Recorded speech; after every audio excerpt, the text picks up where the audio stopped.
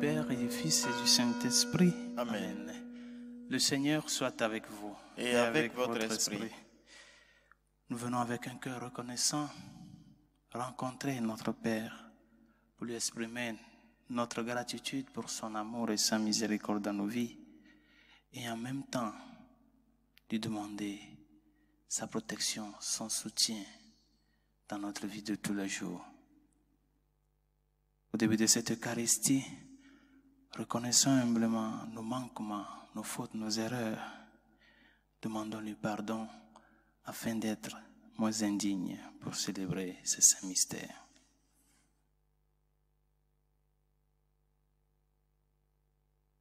Je confesse à Dieu Tout-Puissant. Je reconnais devant mes frères que j'ai péché en pensée, en parole, par action et par omission.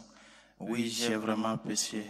C'est pourquoi je supplie la Vierge Marie, les anges et tous les saints, et vous aussi mes frères, de prier pour moi, le Seigneur notre Dieu.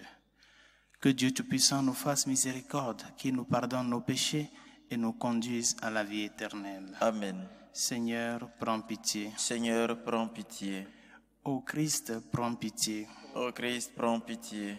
Seigneur, prends pitié. Seigneur, prends pitié. Prions le Seigneur. Dieu éternel et tout-puissant, fais-nous toujours vouloir ce que tu veux et servir ta gloire d'un cœur sans partage. Par Jésus le Christ, notre Seigneur et notre Dieu, qui vit et règne avec toi le Saint-Esprit, maintenant et pour les siècles des siècles. Amen.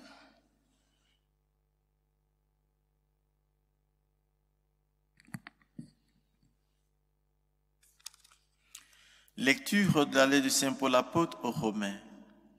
Frères, j'emploie un langage humain adapté à votre faiblesse. Vous aviez mis les membres de votre corps au service de l'impureté et du désordre, ce qui mène au désordre.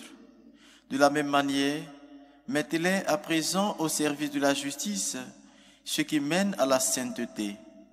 Quand vous étiez esclaves du péché, vous étiez libres par rapport aux exigences de la justice. Qu'avez-vous récolté alors à commettre des actes dont vous avez honte maintenant?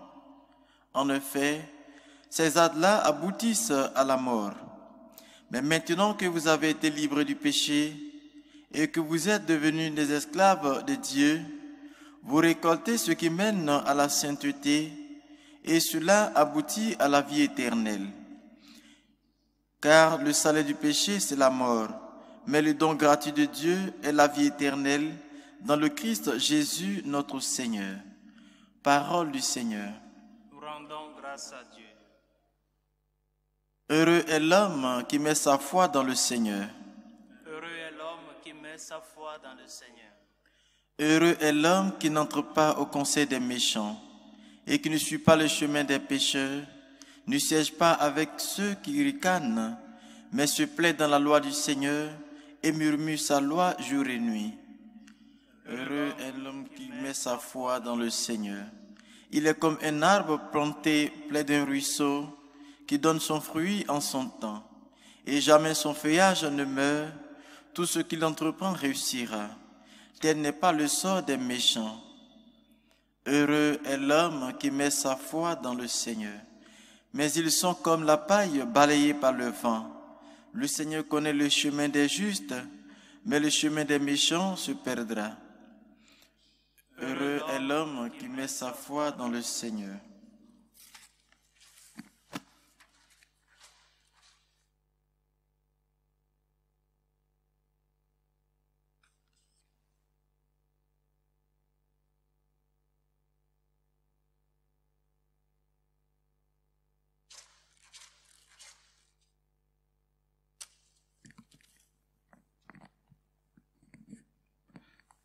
Le Seigneur soit avec vous. Et avec votre esprit. Évangile de Jésus-Christ selon saint Luc. Gloire à toi, Seigneur. En ce temps-là, Jésus disait à ses disciples, « Je suis venu apporter un feu sur la terre, et comme je voudrais qu'il soit allumé déjà. Je dois recevoir un baptême, et quelle angoisse est la mienne jusqu'à ce qu'il soit accompli. Pensez-vous que je suis venu mettre la paix sur la terre? Non, je vous le dis, mais bien plutôt la division. Car désormais 5 personnes de la même famille seront divisées, 3 contre 2 et 2 contre 3. Ils se diviseront, le père contre le fils et le fils contre le père, la mère contre la fille et la fille contre la mère, la belle-mère contre la belle-fille et la belle-fille contre la belle-mère. Acclamons la parole de Dieu. Louange à toi, Seigneur Jésus.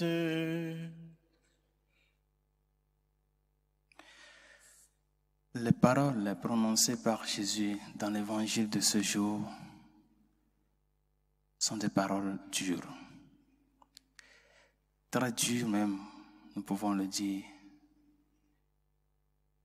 Ce sont des paroles dures d'autant plus que le temps, le contexte et la circonstance exigeaient que le Seigneur hausse le ton. Nous, les êtres humains, nous avons des fois cette difficulté de pouvoir embrasser une réalité nouvelle. Comme ce dans lequel nous sommes en train de vivre. C'est quelque chose auquel nous sommes déjà adaptés. Il y a une certaine facilité là-dedans. Par conséquent, une nouveauté, des fois, nous fait poser des questions, surtout quand cette nouveauté implique que nous fassions un effort, que nous fassions un petit sacrifice pour pouvoir y entrer dans la logique de ce nouveau-là. J'imagine un peu le contexte de ce chemin vers Jérusalem quand Jésus finalement a eu à hausser ce ton pour mettre, pour rappeler cet avertissement, cet enseignement, cette affirmation sur sa personne et sur sa mission. Comment est-il que celui que nous espérons des siècles, des millénaires, les prophètes ont annoncé qu'il va venir avec tant de préfigurations qui ont passé, qu'il sera le prince de la paix, qu'il sera celui qui nous donnera un certain bonheur que nous sommes en train d'espérer, qui va combler nos soifs, notre faim, nos désirs, qui va nous sauver de par son amour et sa miséricorde. Cette personne nous dit que plutôt il est venu apporter la division et le feu. Oui, l'avènement de Jésus-Christ est un signe de division. Un signe de division parce que le message qu'il apporte est un message qui implique conversion et engagement. Conversion et engagement. C'est-à-dire que la radicalité de l'annonce de Jésus-Christ est une source de division. Dans ce sens qu'il y a seulement un chemin à prendre où on s'adapte au message et nous sommes sauvés, ou on veut continuer avec la logique antique et antérieure. Le Seigneur dit, celui qui met la main à la charrue et regarde en arrière n'est pas digne de moi.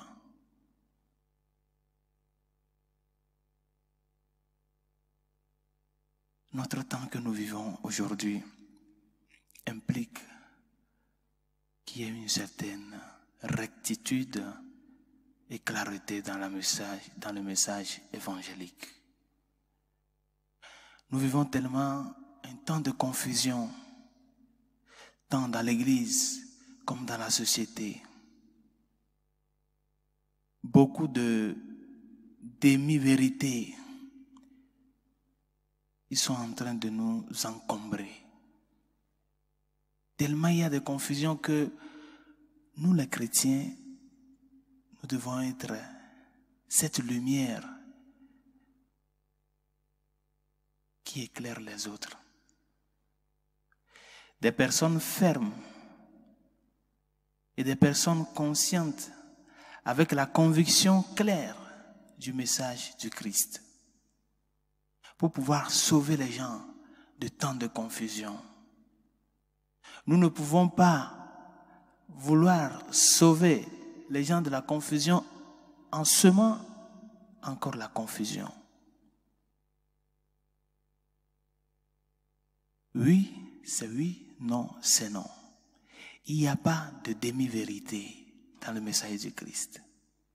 Il n'y a pas de demi-enseignement. Il n'y a pas à mettre des interprétations ou à promouvoir des interprétations qui ne concordent pas avec l'esprit du message. Aujourd'hui, il y a tant de dérives que des fois on se demande mais où allons-nous? Des parlements qui se lèvent, qui votent des lois, qui vont à l'encontre directe de Dieu. Comment est-ce qu'un parlement en sa majorité vote pour l'avortement? Un parlement en sa majorité vote pour l'euthanasie, ce qu'ils appellent la mort douce.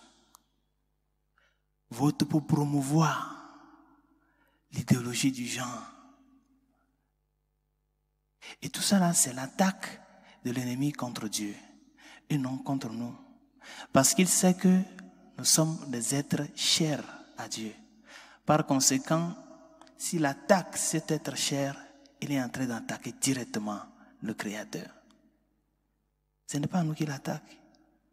Il attaque celui qui nous a créés et aux yeux de qui nous avons un prix. Et tout ça là,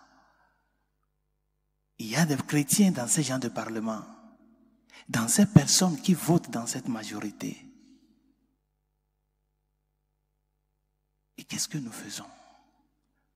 Finalement, et quel est le témoignage que nous donnons? C'est pour cela que notre temps a besoin des témoins et des témoins de vie. Des témoins qui savent que il y aura la persécution, il y aura la croix s'ils veulent suivre le Christ. Mais cette persécution et cette croix est une participation à ce feu-là que le Seigneur a amené sur la terre. C'est le feu de l'amour. Et ce feu qu'il a amené, il l'a amené à sa plénitude dans le baptême de son sang. Le baptême de sang qu'il a reçu sur la croix. Par conséquent, la persécution, il va y avoir. Les douleurs, les souffrances, même les personnes qui nous aiment tant vont nous abandonner parce que nous avons des positions qui ne concordent pas avec les leurs. Et nous sommes en train de faire brûler le feu là. C'est ce feu de l'amour qui va faire éteindre le péché. Et le feu là doit continuer par brûler. Nous qui sommes héritiers de cet amour, nous devons, de par notre vie et nos sacrifices, donner vie à ce feu d'amour-là pour qu'elle puisse continuer par brûler, pour faire éteindre toutes ces iniquités, tous ces dérapages, toutes ces erreurs et tous ces péchés dans nos sociétés. Oui, afin que nous puissions bénéficier de cette vie éternelle dont nous parle Saint Paul dans la première lecture. Nous ne pouvons pas y arriver si nous ne sommes pas fidèles au message et si nous ne sommes pas disposés à donner le visage pour le Christ. Si nous ne sommes pas disposés à souffrir la persécution pour lui, si nous ne sommes pas disposés à porter la croix pour le suivre. C'est de là que nous participons de cette vie en abondance. Parce qu'après la croix, il y a la gloire, il y a la résurrection. Mais si nous fuyons la croix, si nous fuyons la souffrance, nous cherchons le gain facile et nous faisons taire le Christ, nous ne pouvons pas arriver à être des héritiers de cette vie en abondance qu'il nous a donnée. Le feu là continue pas à brûler. Le feu de l'amour, cet amour qui doit s'exprimer par les œuvres, cet amour qui doit se préoccuper pour les autres, cet amour qui constitue aimer le premier, faire le pas de l'amour, cet amour qui constitue pardonner et demander pardon, recommencer, relever malgré les chutes et reprendre chemin avec cette confiance en lui. Ce feu continuera pas à brûler. C'est nous qui devons donner vie à ce feu-là.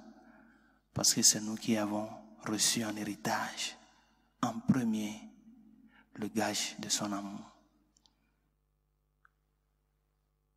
Demandons au Seigneur au cours de cette Eucharistie de nous accorder cette grâce, de nous accorder le courage de savoir avancer malgré les difficultés, de pouvoir avancer et le faire connaître, l'annoncer de par notre vie. Dans les petitesses de tous les jours, qu'il soit le premier qui soit annoncé. Que sa grâce nous y aide et que sa miséricorde nous réconforte.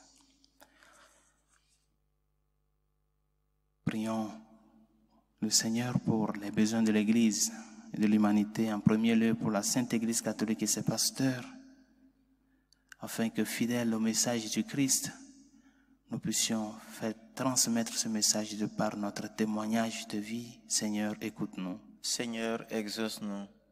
Pour toutes celles et ceux qui nous demandent de prier pour eux, ceux qui souffrent dans leur corps, dans leur âme, ceux à qui nous avons promis nos prières, afin que le Seigneur qui scrute les cœurs et les reins vienne en aide à chacun selon son désir, si c'est sa volonté. Seigneur, écoute-nous. Seigneur, exauce-nous. Pour nos gouvernants, ceux qui ont la capacité de légiférer, afin que les lois faites soient en faveur de la vie humaine, du bien commun, de la dignité de la personne humaine. Seigneur, écoute-nous. Seigneur, exauce-nous.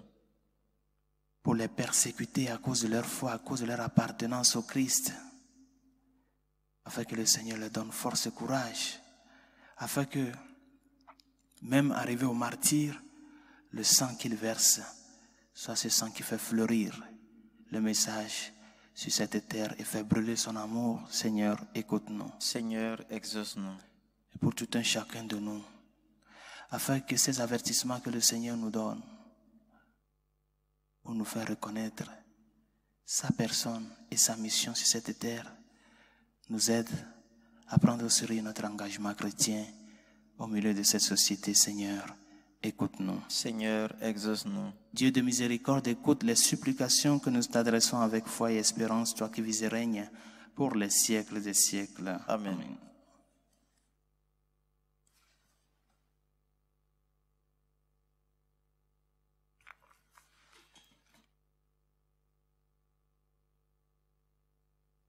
Tu es béni, Dieu de l'univers, toi qui nous donnes ce pain, fruit de la terre et du travail des hommes. Nous te le présentons et il deviendra le pain de la vie. Béni soit Dieu maintenant et toujours. Tu es béni, Dieu de l'univers, toi qui nous donnes ce vin, fruit de la vigne et du travail des hommes. Nous te le présentons et il deviendra le vin du royaume éternel. Béni soit Dieu maintenant et toujours.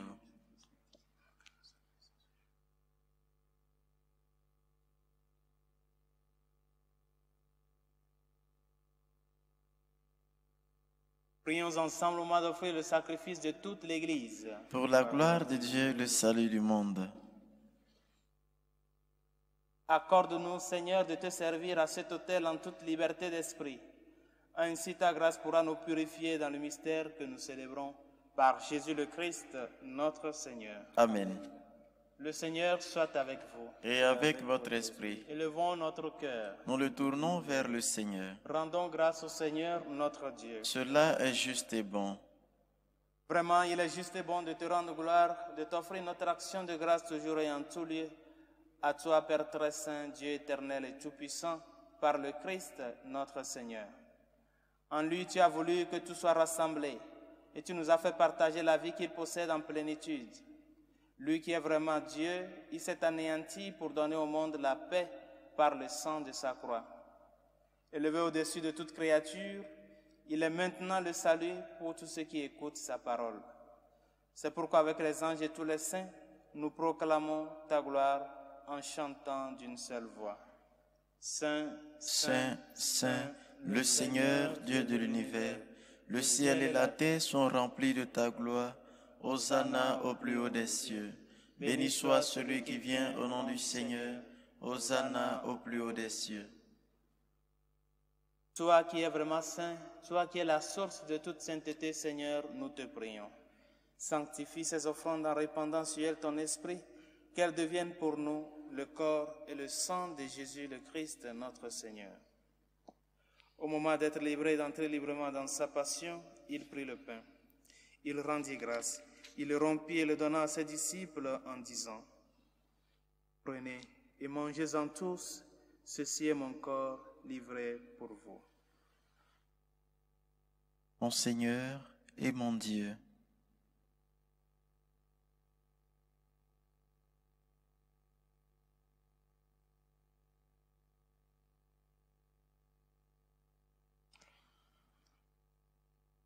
De même, à la fin du repas, il prit la coupe. De nouveau, il rendit grâce et la donna à ses disciples en disant, « Prenez et buvez-en tous, car ceci est la coupe de mon sang, le sang de l'alliance nouvelle et éternelle, qui sera versé pour vous et pour la multitude en rémission des péchés. Vous ferez cela en mémoire de moi. » Mon Seigneur et mon Dieu.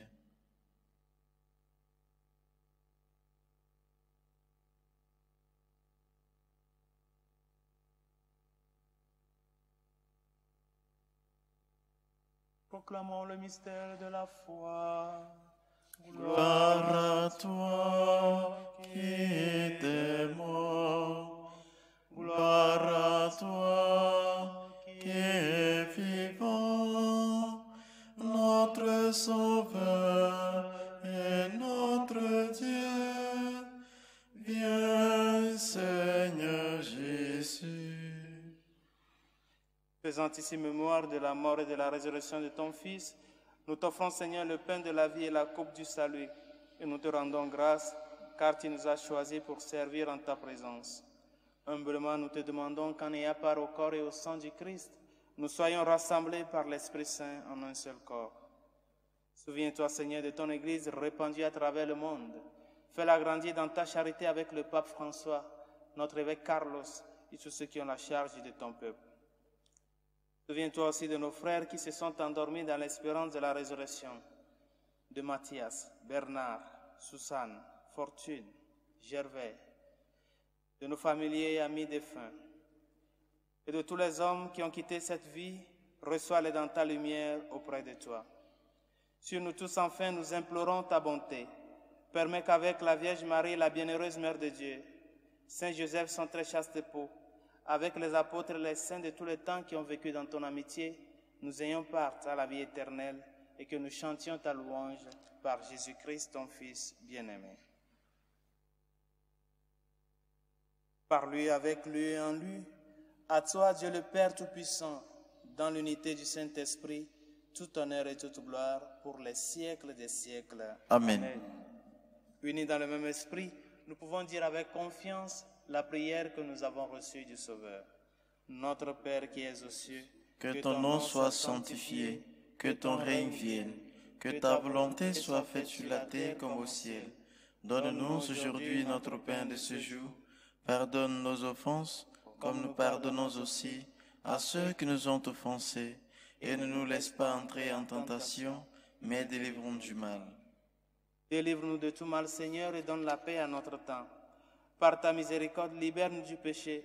Rassure-nous devant les épreuves en cette vie où nous espérons le bonheur que tu promets et l'avènement de Jésus-Christ, notre Sauveur. Car c'est à toi qu'appartiennent le règne, la puissance et la gloire pour les siècles des siècles. Seigneur Jésus-Christ, tu as dit à tes apôtres, je vous laisse la paix, je vous donne ma paix. Ne regarde pas nos péchés, mais la foi de ton Église. Pour que ta volonté s'accomplisse, donne-nous toujours cette paix et conduis-la vers l'unité parfaite, toi qui règnes pour les siècles des siècles. Amen. Que la paix du Seigneur soit toujours avec vous.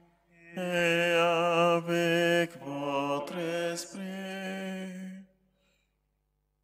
Agneau de Dieu qui enlève le péché du monde, Prends pitié de nous. Agneau de Dieu qui enlève le péché du monde, prends pitié de nous. Agneau de Dieu qui enlève le péché du monde, donne-nous la paix.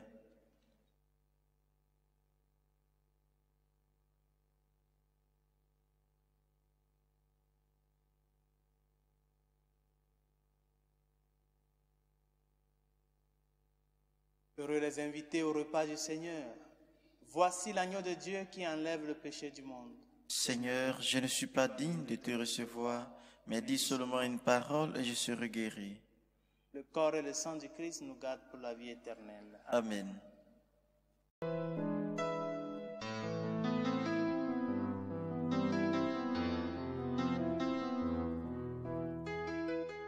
Communion spirituelle. Mon Jésus, je crois en votre présence dans le très saint sacrement. Je vous aime plus que toute chose, et je désire que vous veniez dans mon âme. Je ne puis maintenant vous recevoir sacramentellement dans mon cœur.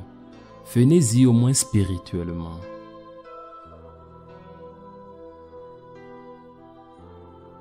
Je vous embrasse comme si vous étiez déjà venu, et je m'unis à vous tout entier. Ne permettez pas que j'aie jamais le malheur de me séparer de vous. Amen.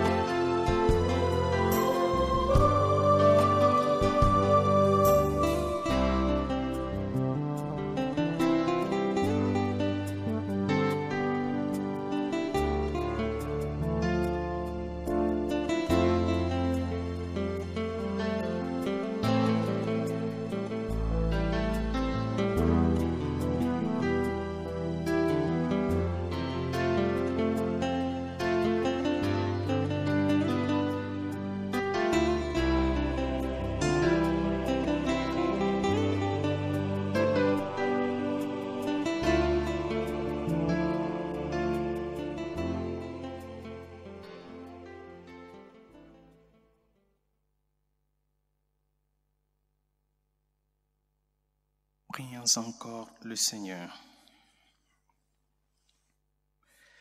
Seigneur, fais-nous trouver des forces neuves dans cette communion aux réalités du ciel. Assure-nous tes bienfaits ici-bas et instruis-nous des richesses de ton royaume par Jésus le Christ, notre Seigneur. Amen. Le Seigneur soit avec vous. Et avec votre esprit.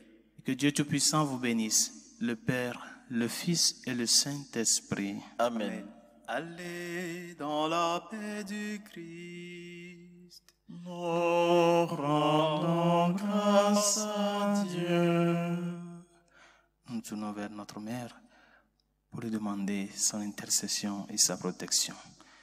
Salut, ô Reine, Mère de miséricorde, notre vie, notre douceur, notre espérance. Salut.